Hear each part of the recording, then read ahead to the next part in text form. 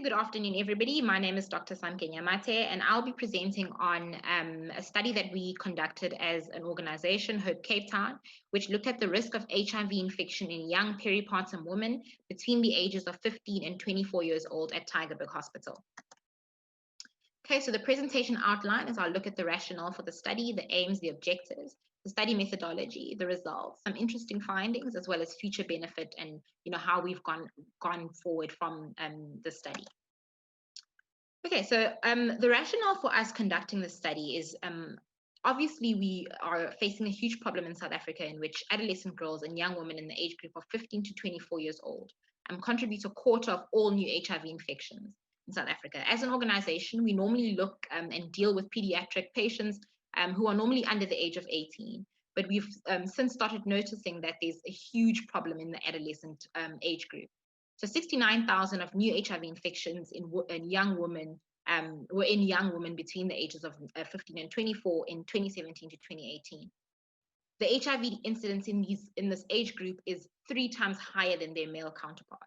There's been great success with PMTCT in our country, and this is because a lot of women enter the healthcare services through PMTCT. However, we do now know that pregnant women have quite a high risk of HIV infection, and this is probably because of the decreased condom use while women are pregnant. So we aim to use a validated risk score to determine what proportion of young women who give birth at Tygerberg Hospital could potentially be at risk for HIV infection. We aim to use the outcomes of the score and the interviews conducted with women to advocate for tailored interventions and to prevent HIV infection in this population. So the initial tool was developed from studies in 2016, which reviewed the Voice, FemPrep, and HPTN 035 randomized control studies to develop a risk assessment tool with measured characteristics that predicted HIV infection in women in the year after risk assessment. The risk score identified 91% of incident infections in 64% of the women in the Voice trial. So this tool looked at baseline characteristics which placed women at risk of HIV infection or were protective against HIV infection, and basically looked at the ages of the women who were either married, employed, the number of preceding births, alcohol use in the past 3 months, whether or not the partner had provided material or financial support, primary sex partners, as well as knowing the sex partner's other partners, whether their sex partner was circumcised, whether they had previously been treated for STI, and in the modified version of this risk assessment tool, the last 2 characteristics were excluded based on the fact that a lot of women did not know whether they had been treated for STIs or HSV2.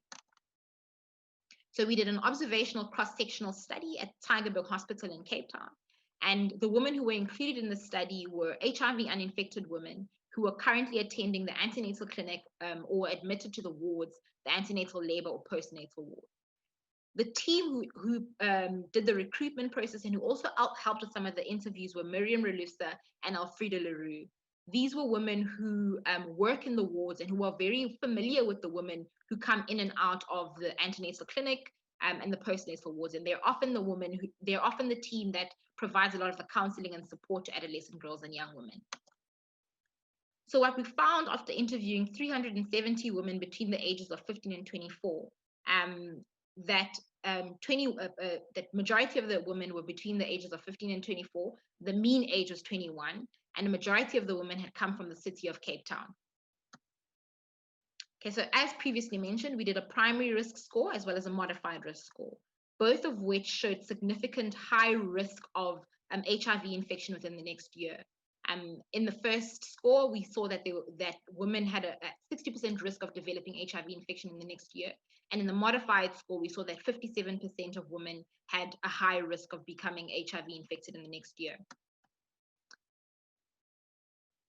Through our interview process, what we also did was look at risk factors as well as protective factors against HIV based on similar studies which had been done in the past.